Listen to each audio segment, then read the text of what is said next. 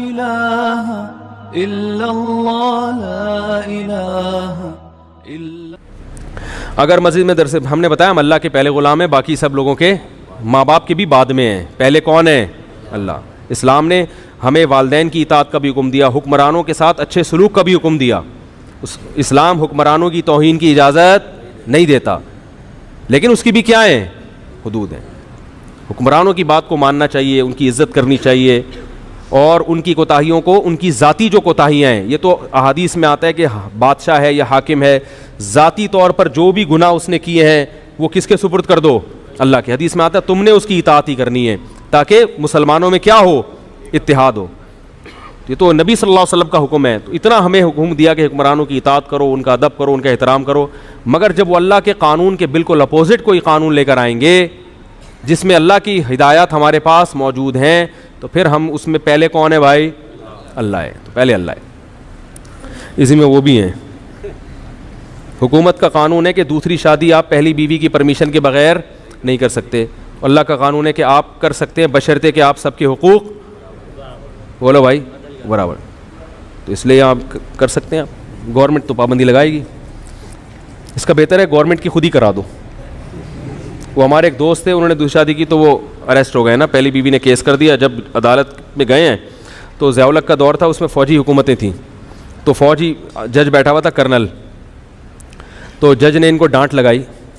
जब इनका नंबर आया ना, जज ने इनको डांट लगाई कि क्या करते हो तुम। इनका दिमाग ही नहीं कि मेरी पहली बीवी ने मेरे खिलाफ केस किया है। इनके जहन में ये बात आई नहीं रही। ये कह रहे मैं कभी स्मगलिंग किया करता था पहले ना, तो मेरे जहन में ये आया कि शायद वो कोई मुखबरी हो गई है। हालांकि वो तौबा कर चुके थे, छोड़ चुके थे। तो कि मैंने जज साहब से कहा, जज साहब करता था, अब नहीं करता। जज की समझ में नहीं आया कि यानी जज तो पूरा था, तुमने दूसरी शादी की है कि क्यों की है, ये यानी ये क्या करते हो, तुमको करने का काम है, ये कहना चाह रहा था जज। तो कह रहे मैंने कहा कि वो तो करता था, अब तो नहीं करता। अब वो कर्नल बैठे हुए माशाल्लाह, वो पठान था जज भी ना, बड़ा कड़क आदमी। उसने गुस्से से पूछा क्या मतलब भाई, कि तुम्हारी बीवी में क्या खराबी थी? अब समझ में आया इसके ना।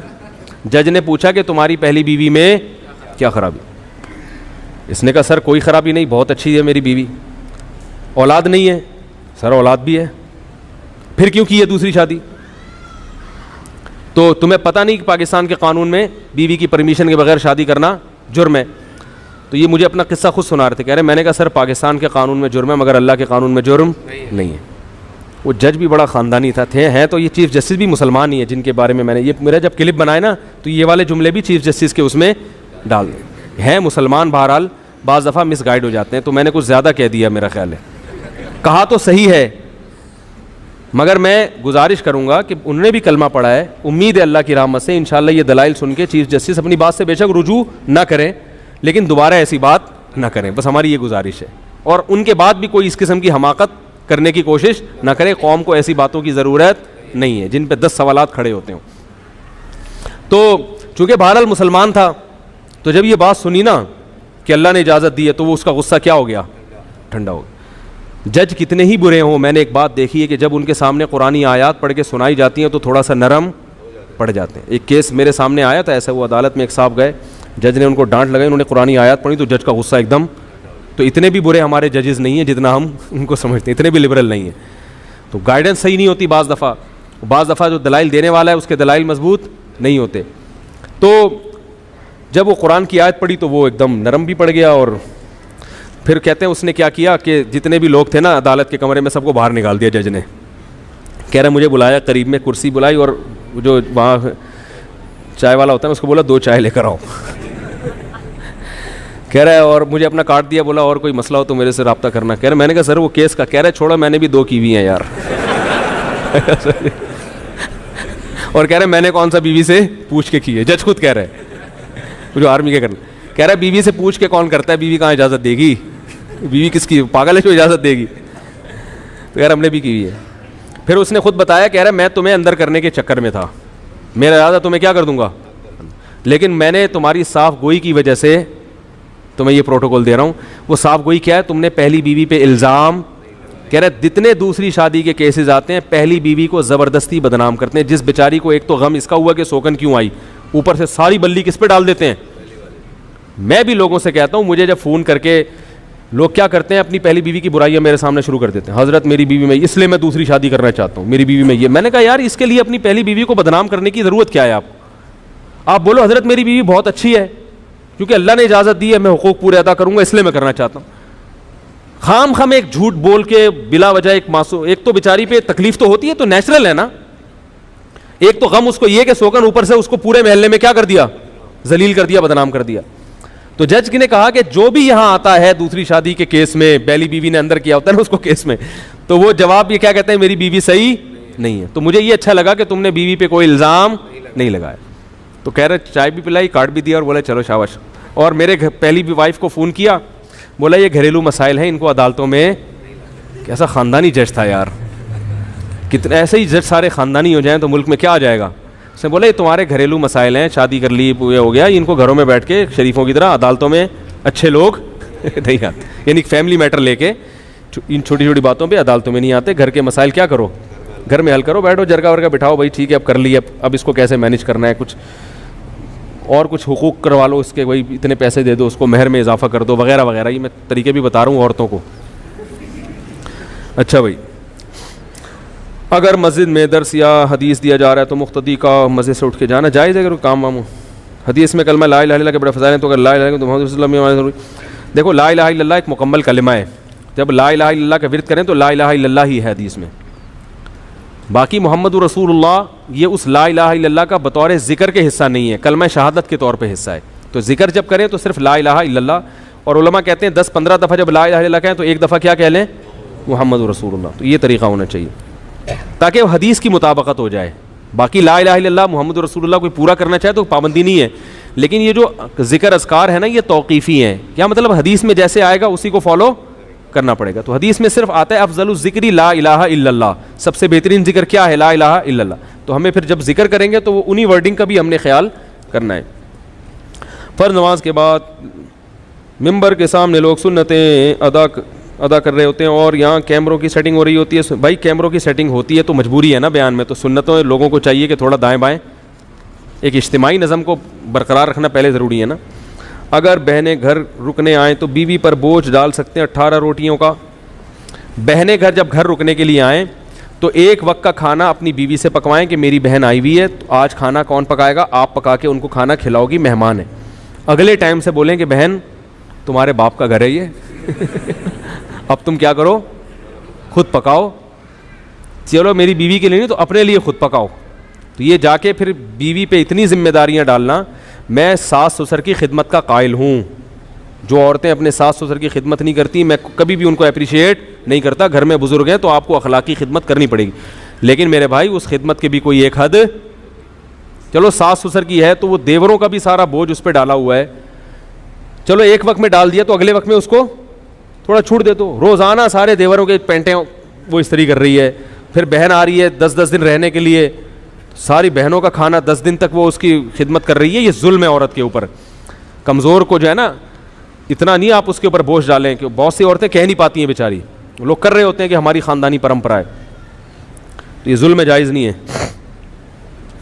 एक वक्त का, बाकी उससे बाद बहन को बोले चाय भी खुद पियोगी, पानी भी क्या करोगी। बाज़ औरतों की आदत होती है आके लेट जाती है, मतलब ये ले आओ वो ले आओ है ना, ये कर लो वो कर लो। खुद हिलो ना यार, खुद हिलो। ये तो फिर भी मैं कहता हूँ 1-2 टाइम का खाना बीवी को चाहिए कि वो बहन के लिए पका ले, मेहमान है।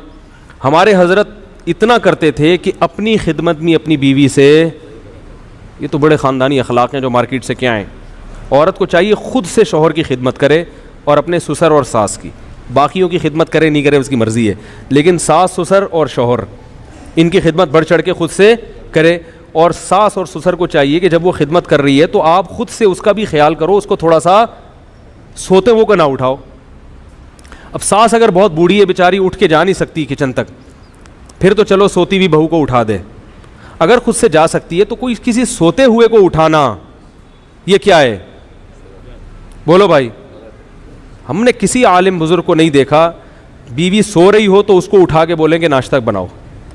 सोते हुए को जगाना ये क्या हो जाता है, बशर्ते के 18 घंटे से ना सो रही हो आवाज़ तो सही आ ही नहीं रही है, क्या करें यार, तस्वीर पे गुजारा करें आप लोग। तो ये कुछ अखलाक होते हैं मेरे भाई, खाम में चाय बना लो यार। मैं अल्हम्दुलिल्लाह घर वाले अगर सो रहे हो तो खुद ही चाय तो मैं पीता नहीं हूँ, लेकिन अगर भी बनानी हो तो क्या करता हूँ। एक दफ़ा पकड़ा गया था, कोई मिलने के लिए आया, मैं चाय बना रहा था और वो रिश्ते वाले आए थे, तो उन्होंने कहा इनका तो घर में रो भी नहीं है। तो मैंने कहा आपने चाय बनाते पकड़ा है। एक दफ़ा एक खातून आई थी, झाड़ू लगाते हुए पकड़ लिया था उन्होंने मुझे, वाक़तन मैं झाड़ू लगा रहा था, आप हैरान होंगे। तो लगाता नहीं हूँ अल्हम्दुलिल्लाह। एक दिन क्या हुआ कि मैं लगा रहा था, अब वो पता नहीं, मुझे वाक़या याद नहीं क्यों लगा रहा था, क्या हुआ था, कोई मजबूर हो गया था या क्या था मसला था, अब ये तो राज की बातें अल्लाह ही जानता है। तो ये तो जब नबी सल्लल्लाहु अलैहि वसल्लम घर में आते थे तो घर में घर वालों के साथ हाथ बट, इतने नेक हम नहीं है कि आप समझें कि इतने जाके हाथ बटाते हैं, इतने नेक हम भी नहीं है, लेकिन बहरहाल नबी के अखलाक हम आपको बता रहे हैं। मैं इसलिए कि घर वाले भी बयान सुनते हैं ना, वो बोलेंगे यार आज तो बड़ी बड़ी छोड़ रहा है बैठ के, मैं ये भी करता हूँ, मैं ये भी करता हूँ। तो जो है क्या नाम है, यूट्यूब पे हर कुछ आ जाता है, सब पकड़ा जाता है आदमी, बहुत मुश्किल है झूठ बोलना आजकल। तो लेकिन जो रसूलुल्लाह सल्लल्लाहु अलैहि वसल्लम के अखलाक थे, तो मैं ये अर्ज़ कर रहा था कि अगर वो बूढ़े हैं तो फिर तो ठीक है, वो उठा दें सोती, लेकिन अगर जवान हैं तो बहू जाग रही है तो बोले, सो गई है सोने दें भाई, आप खुद जाके पानी पी लें, खुद चाय बना लें, छोटे मोटे काम क्या कर लें, खुद ही कर लें, सोते हुए को ना उठाओ। ये बड़ा बुरा होता है जब आदमी खुद सो रहा हो, कोई आपको आके उठा दे और बोले ये करो, और कोई काम भी इतना इंपॉर्टेंट ना हो, या तो कोई किसी को हॉस्पिटल लेके जाना है, कोई ऐसा बड़ा मसला है तो ठीक है। तो शौहर को भी चाहिए कि सोती हुई बीवी को ना उठाए, जब शौहर को जो जिसका हक बहुत ज़्यादा है। हाँ, अगर कोई औरत नालायक है, बेवक्त पड़ी रहती है, यानी ऐसा भी है कि पोस्ती किस्म के जो बहुएं हैं उसका नाजायज़ फ़ायदा उठाएंगी, वो 12 घंटे सोती हैं, 12 घंटे में 2-4 मिनट के लिए फिर जाग के फिर क्या रहती हैं, ऐसी का नहीं है, एक नॉर्मल रूटीन की बात कर रहा हूँ। अगर कोई सो रहा है तो ये भी ना पूछे कि ये सोने का टाइमिंग नहीं है भाई, ये नींद, खुराक, प्यास ऐसी चीज़ है जिसके बाज़ दफ़ा उसूली तौर पर तो टाइमिंग होना चाहिए, लेकिन इंसान बाज़ दफ़ा डिप्रेशन में होता है, बाज़ दफ़ा रात को नींद नहीं आई वो फिर सोता है।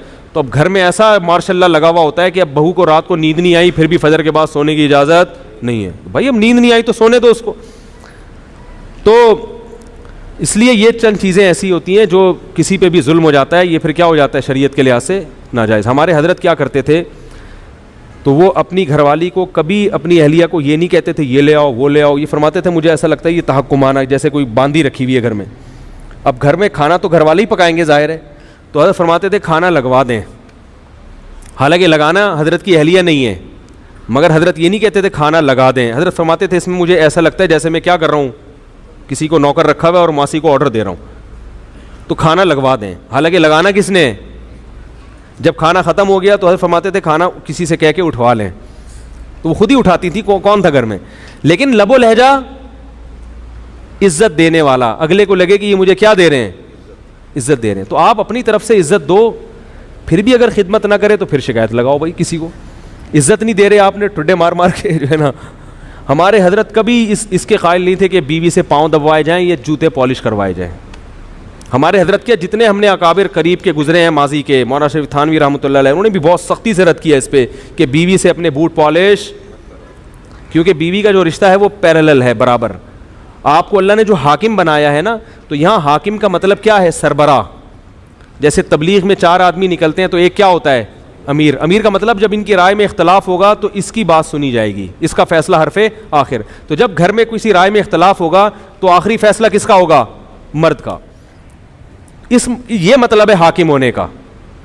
अब तबलीग में किसी को अमीर बना दिया, वो लोगों से अपने बूट पॉलिश करवा रहा है, पोछा लगवा रहा है ठीक है ना, सर की चूंगे निकलवा रहा है उससे, क्या मैं अमीर हूँ। वो बोलेंगे भाई इस काम के लिए थोड़ी अमीर बनाया है, अमीर तो इस काम के लिए बनाया कि गश्त कहाँ करना है, मुतकल्लिम कौन होगा।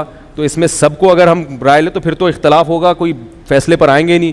तो हरफ आखिर आपकी बात होगी, आपकी राय आखिरी होगी। मुतकल्लिम आपने अपने पॉलिश करने पे लगा दी, अपने बगलों के बाल नोचने पे लगा दिया उसको बिठा के कि मैं अमीर हूँ। तो इसी तरह बीवी को मातहत बनाया है अल्लाह ने शौहर के। क्या मतलब, तुम इताअत करोगी शौहर की। तो इताअत का मतलब ये नहीं कि वो आपकी क्या बन गई, नौकर बन गई या ग़ुलाम बन गई। तो लिहाजा बात करने का स्टाइल ऐसा नहीं हो जैसे नौकरों से बात की जाती है। नहीं आ रही मेरा ख्याल है बात। स्टाइल कैसा होना चाहिए, इज़्ज़त वाला, एहतराम वाला। ये ले आओ वो ले आओ, ये नहीं भाई बेगम ज़रा थोड़ी सी चाय हो जाएगी, ऐसे बेगम आज थोड़ी सी क्या हो जाएगी, चाय हो जाएगी। कह रही नहीं बना रही, चलो मैं बना लेता हूँ। बेगम थोड़ा सा ठंडा पानी हो जाएगा, है भाई। स्टाइल कैसा होना चाहिए, बेगम थोड़ा सा क्या हो जाए, थोड़ा सा ठंडा पानी हो जाए। बेगम आज थोड़ा सा कोई अच्छी चीज़ बना लो, बेगम आज टाइम पे खिला दो यार, बहुत दिन हो गए टाइम पे खाया नहीं है, ठीक है ना बहुत दिन हो गए बेगम, तमीज़ से इज़्ज़त के साथ खाना होटलों में ही खा रहे हैं, आज तमीज़ से खिला दो। तो इस तरह स्टाइल थोड़ा सा ये होना चाहिए। अगर शरीफ ख़ानदान की होगी तो समझ में आ जाएगा उसके, अगर अच्छे ख़ानदान की होगी तो इंशाअल्लाह समझ में आ जाएगा। अगर अच्छा ख़ानदान ही नहीं है तो फिर उसका कोई इलाज, फिर उसको पुलिस भी सीधा, क्योंकि पुलिस वालों की बीवियाँ, पुलिस वालों के भी फ़ोन आते हैं मेरे पास तो बीवी सेटिंग पे नहीं आ रही, कहते हैं यार तुमने बड़े बड़े गुंडों को सेट कर लिया है, कह रहे हैं यार गुंडों को सेट कर लिया बड़े बड़े बेगम सेटिंग पे। मैंने कहा गूगल पे सर्च करो, हर चीज़ मिल जाती है, बीवी को काबू करने का तरीक़ा नहीं मिलता गूगल पे। मैंने कई दफ़ा लिख के देखा, नहीं आया, जवाब ही नहीं आया। इल्लल्लाह ला इलाहा इल्लल्लाह।